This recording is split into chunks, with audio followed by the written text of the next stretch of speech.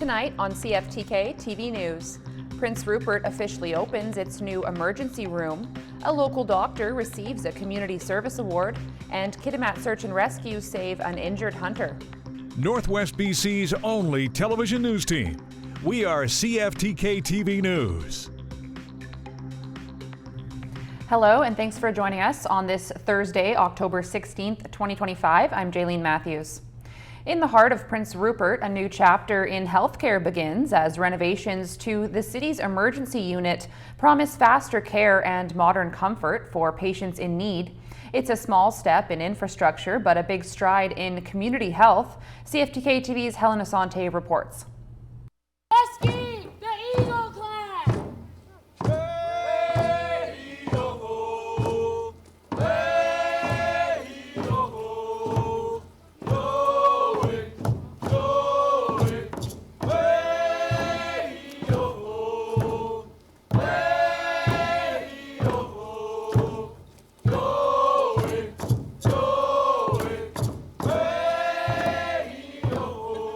It's an honor to be here in Prince Rupert today on behalf of my colleague and friend, Minister Bowen Ma, who is the Minister of Infrastructure. I'm thrilled to celebrate the official opening of this bigger and better emergency department with all of you. This new ER has been open for almost a month, I understand, and I hear it's already delivering greater access to emergency care for local residents. And this expansion is so critically important because I know that this hospital serves more than 30,000 residents on the North Coast. This facility is just one of the high-quality infrastructure projects that the province has been working hard to deliver, so we can strengthen healthcare for people in Prince Rupert and in surrounding communities. And we know that there is much work ahead. In addition to that, we need some extra support. We'll always ask for more. This is not the end. We need some extra support. We want to ensure that the waiting list, the waiting time in the emergency department is reduced. At the moment, we are doing the best, but we need some extra support. And I want to advocate that we're asking for an extra position, which I understand is being approved for us already, an associate emergency physician that would come in and take care of the minor cases so that the emergency trained physicians can focus on the major complex situations. And I'm quite confident, I've been reassured that Northern Health will make this work, and I want to challenge them to ensure that this comes through as soon as possible. This emergency room is a really important community hub, not just for Prince Rupert, but for all of the surrounding communities. As Colleen said, the healthcare workers here go above and beyond. They show respect to our families, they show respect to us when we are ill, and they take care of us and help us heal. It's important work that's being done here in the emergency room. And I too want to thank all of the healthcare workers that are working so hard day in and day out. Kitimat Search and Rescue assisted an injured hunter yesterday morning in a remote area near Mount Etna. Rescuers say 8 search and rescue members responded to the call to assist a 30-year-old male on the icy pass near Mount Etna. 4 members were transported to the area by helicopter to reach the subject, who had sustained injuries while hunting. The subject was located, treated on scene by GSAR members, and transported by helicopter to the Kitimat Air Park, where care was transferred to BC Ambulance Service paramedics for further assessment and treatment. 2 GSAR members accompanied the subject on the flight to the air park, while the remaining 2 members stayed on scene until the helicopter returned to retrieve them. The subject was safely located and is now receiving appropriate medical care. Kitimat GSAR extends its appreciation to the Kitimat Fire Department, BC Ambulance Service, Summit Helicopters, and the RCMP for their collaboration and support during the response. Search and rescue teams across British Columbia are made up of highly trained volunteers who respond 24 hours a day, 7 days a week in all weather conditions. Kitimat GSAR encourages everyone venturing outdoors to be prepared, carry the 10 essentials, and leave a trip plan before heading out. For more information about outdoor safety and trip planning, visit www.adventuresmart.ca. A local doctor was recently presented with a medal to commemorate his commitment to selfless community service. CFTK-TV's Kel Maslin reports. Yesterday evening saw a doctor from Terrace receive one of the greatest honors that the province of BC can bestow upon a person. Right by the garden and greenhouse next to the Terrace Seventh-day Adventist Church, Vancouver South Granville MLA Brenda Bailey presented the Medal of Good Citizenship, BC's second highest honor, to Dr. Olivier Drouin. Although at first Dr. Drouin took a little time to come around to the idea of accepting this award. Well, I'll say initially I was very reluctant to want to be here, but I think it was very cool to have people from members of our city council, people from the provincial level come here, and to be able to just hopefully get a taste to see what we love, what we enjoy, what we're passionate about here. And I think that part is super cool, that we can hopefully share some of the passion that we have here. So. Dr. Drouin works in internal medicine, and he was nominated for the medal because of his dedication to making holistic healing and advanced medicine more accessible to residents in northwestern BC. And a big part of that holistic approach Drouin takes is the garden where the presentation took place. It's really from the whole people from the whole community, from many different backgrounds that join here together, and usually it's once or twice a week people are here, and we build boxes for giving to the community, and we just spend time enjoying being in nature and feasting on all the fresh produce we have here as well too. And then actually we use it a lot for the medical work, so some of the produce boxes go to help some of the people that we see at the office who can use it to help for some of their medical needs as well too, which is cool. Drouin also went on to say that while the nomination for the medal was directed towards him, he felt that it ultimately was a representation of the work of an entire community. For CFTK-TV News, I'm Kel Maslin. And next up, we'll learn more about a pair of Halloween-themed events that are being put on by a local museum. CFTK-TV's Kel Maslin has more. The Heritage Park Museum in Terrace is putting on a pair of events at the end of the month in order to commemorate the incoming Halloween season. One of the events will be a bit more geared to people of all ages, while the other is aimed at horror fans who enjoy solving mysteries. Heritage Park Museum is hosting their haunted cabins again, so we're having 2 nights, and we have a whole storyline this year. We have a board that we put ideas on, and there's 4 different cabins that visitors can go through and try to solve the mystery of the story. And there's also jump scares and gore and horror and stuff. And then we also have a more family-friendly event that we've had for years and years and years, and it allows kids to trick-or-treat safely at the museum. And we have crafts and games, and that's going to be on Halloween from 3 to 6, just before the second night of the haunted cabins. The fictional mystery of the haunted cabins follows a storyline set in the 1930s, where a young girl has gone missing and the clues to her whereabouts are hidden in the aforementioned 4 cabins. The planning of these events usually begins in late August and early September, and while putting them all together is a bit of work, the museum has various volunteers giving them a hand. For the kids event, we have a number of different organizations helping: Visit Terrace, Heal Yoga, the Men's Shed, City of Terrace, and then we have a bunch of donors for candy as well. And then for the haunted cabins, we rely a lot on community volunteers. So we have quite a few younger people, high schoolers, that are helping with prop building. A lot of our props and things are homemade, so we rely on volunteers who come every week for weeks up to the event to help build them and make them. And we have people ranging from 13 all the way up to 60 volunteering for this event.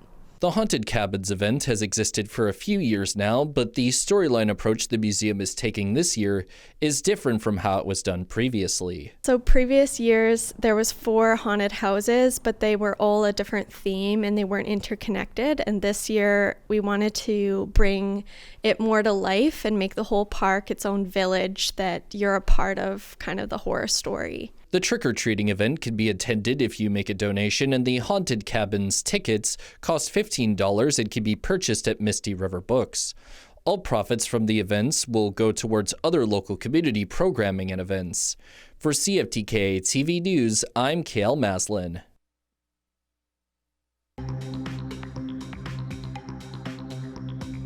Coming up next, a sentencing hearing is underway for the Coastal GasLink land defenders. A 3-day sentencing hearing is underway for the Coastal GasLink land defenders that were arrested in November 2021 during what Amnesty International calls a heavily militarized raid on Wet'suwet'en territory. Slato, Molly Wickham, Owing Chief Kasiak, Shaylin Sampson, and Corey JOC Jocko were arrested. Slato, Sampson, and Jocko were charged with and later convicted of defying what Amnesty International calls a controversial BC court order forbidding land defense actions near the construction of the Coastal GasLink liquefied natural gas pipeline. Amnesty International says their research has concluded that the injunction order unduly restricts the human rights of the land defenders and the Indigenous rights of the Wet'suwet'en Nation, and that by extension, the arrests and prosecution of the land defenders represent a serious violation of their rights. In a February ruling, a BC Supreme Court judge found members of the RCMP made grossly offensive, racist, and dehumanizing remarks during the injunction enforcement and arrests. The arrested were carrying recording devices which captured conversations between police officers, which the judge described as highly offensive and clearly racist terms. Due to this, Chief Slato, Molly Wickham, Shaylin Sampson, and Corey Jocko can expect reduced sentences. Representatives from Amnesty International are in attendance at the sentencing hearing, which is expected to conclude Friday. Youth suicide rates continue to be of huge concern in BC, as new staggering statistics from the Chief Coroner show little progress has been made in pushing numbers down. A new report commissioned by the Chief Coroner takes aim at a somber statistic. Despite efforts to educate and help, the rate of death by suicide in BC amongst youth and young adults hasn't changed in the past 5 years. 435 people aged 9 to 25 died by suicide between 2019 and 2023. The number of young lives lost to suicide in BC has remained relatively unchanged over the last several years. Little progress has been made in terms of understanding, recognizing, and reducing risk. The coroner's death review panel sets out 5 recommendations for addressing the tragic trend that actually saw deaths by suicide increase compared to the preceding 5 years. The top recommendation, creating a province-wide suicide risk reduction framework focused on youth and young adults. Province-wide approach will help ensure positive outcomes that meet the unique needs of youth and young adults across the mental health spectrum. Other recommendations include creating an educational model for healthcare professionals to identify warning signs, and improving data collection, information sharing, and reporting processes to better understand and support diverse communities. The report's authors found Indigenous communities were disproportionately impacted, a tragic reality for the family of 16-year-old Felicity, who died by suicide in 2023. Her family seeking answers from a system it says let her down. Every child is supposed to matter, and I just feel like that she didn't to them. The health minister says the province is reviewing all the recommendations. With suicide the second most prevalent cause of death among children and youth in BC and third most common among young adults, the death panel hopes that review turns quickly to action. Robert Buffum, CTV News. Violence and shootings continue to terrorize citizens of Surrey as another extortion incident left one woman shot in her bed. CTV's Sinjan Alexander reports. The victim, who was in the upstairs bedroom, hit by a bullet while she slept, is still in hospital but doing much better. Her boyfriend, too shaken to go on camera, described to CTV News how that terrifying evening unfolded. They were both in the bedroom. He couldn't sleep, so got up and chatted with his roommate in another room. Minutes later, early Sunday morning, gunfire hit the house. They thought they were hearing firecrackers and had no idea the girlfriend was hit. But then she came out of the bedroom and said, "I've been shot." She was hit between the shoulder blade and the heart. She wasn't feeling any pain at first, until she saw the blood. When police arrived, they searched through all the home's many suites. Omar Yunus lives downstairs, was woken to police in his bedroom, guns drawn, telling him to put his hands in the air. They said for us to hands up, hands up. And after that, they said to us, how you didn't hear the bullet. He admits he's a sound sleeper and didn't hear a thing. So right there? Yeah, right there. On this side? On this side. His bedroom, directly under the victims. The police told me that you're lucky. Police believe, like we've seen time and time again in Surrey, this is another attempt at extortion, and yet they don't think anyone inside was the intended target. And so our investigators are continuing to collect evidence and look into some more of the details around the circumstances of why this house was the victim of a shooting. The 26-year-old who was shot is on the mend, walking and talking, and as soon as she's well enough, the couple intends to move far away. St. John Alexander, CTV News, Surrey. And next we'll take a look at your Northwest weather report. Tonight on the North Coast, expect showers about 5 to 10 millimeters. Winds from the southwest at 20 kilometers an hour, gusting to 40. Temperature steady near 9 degrees. Over the next few days on the North Coast, expect rain and showers to continue. Daily highs 8 to 10 degrees, overnight lows between 6 and 8 degrees. Tonight in the Terrace-Kitimat area, expect showers. Winds from the south at 20 kilometers an hour, gusting to 40, a low of 6 degrees. Over the next few days in the Terrace-Kitimat area, expect showers and rain to continue. Daily highs between 6 and 8 degrees, overnight lows around 4 to 6 degrees. Tonight in the Bulkley Valley and Lakes District, it's looking partly cloudy. Winds from the southwest at 20 kilometers an hour, gusting to 40, a low of -1, wind chill -7 overnight. Over the next few days in the Bulkley Valley and Lakes District, expect a mix of sun, clouds, and rain. Daily highs around 6-7 degrees, overnight lows between 1 and 3 degrees. Checking your highways around the Northwest now. On Highway 16, there's construction in Prince Rupert with a detour in effect. Also maintenance, utility work, and paving underway. On Highway 37, watch for maintenance as well as bridge construction. On Highway 37A, there's a section with falling rocks as well as bridge maintenance and construction work. On the Niska Highway, there's mowing underway. And this is what the roads were looking like this afternoon around the region from the view of the province's highway cams.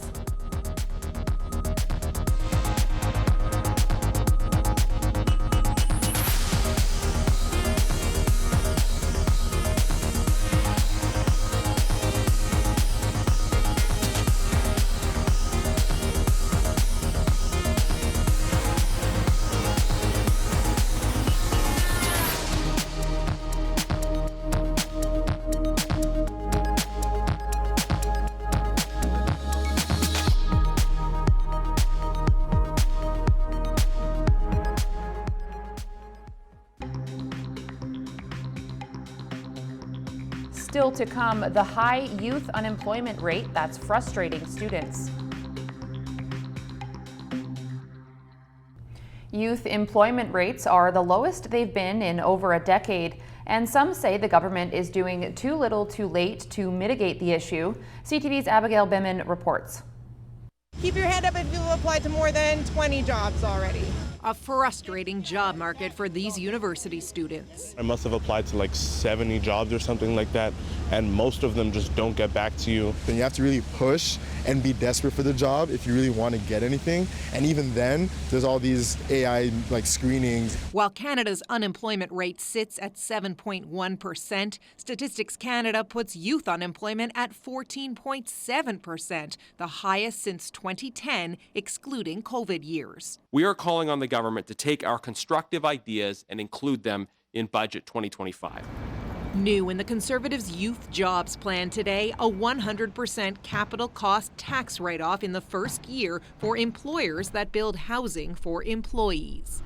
And a change to the Canada Student Financial Assistance Program to give more help for in-demand fields. The government should establish a process for making objective determinations about what areas of study are more or less likely to lead to positive career outcomes. The plan is inadequate to the scale of the problem. It's tinkering with an issue that needs a large-scale response. This economist would like to see government action that creates demand, while the students give the Conservative plan mixed reviews. Providing housing would give us more opportunities to get those jobs in smaller cities. You can see a lot of, particularly the schools, pulling away from focusing on the arts, and I feel like by the Conservatives promoting this kind of plan, it may even further that. The Jobs Minister's office tells CTV News the Liberal government has created more than 130,000 jobs opportunities for young people and promises more to say on youth unemployment soon.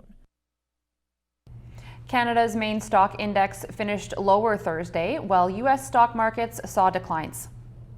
The Canadian dollar fell under 1/10 cent. The price of gold was up $103. Oil was down 85 cents, natural gas was down 8 cents, aluminum gained $8.50. In Toronto, the TSX was down 178 points, the Venture Index was down 20. In New York, the Dow Jones dropped 364 points and the Nasdaq fell 130 points.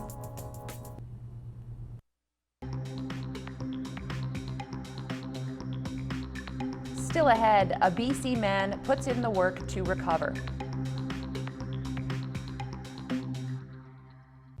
We leave you tonight with one man's inspiring recovery story. CTV's Adam Sawatsky signs off. Lance DeBray will never forget being a teenager and having his first drink of alcohol. And I was like, whoa, where have you been my whole life? And so from then on, that's all I wanted. And it was fun at first, Lance says, until it wasn't, until it led to doing drugs, losing access to his children, and living on the street for more than 3.5 years. Couldn't see a way out of it. And what am I going to be sober? What am I going to do sober? We're like, how do I stop?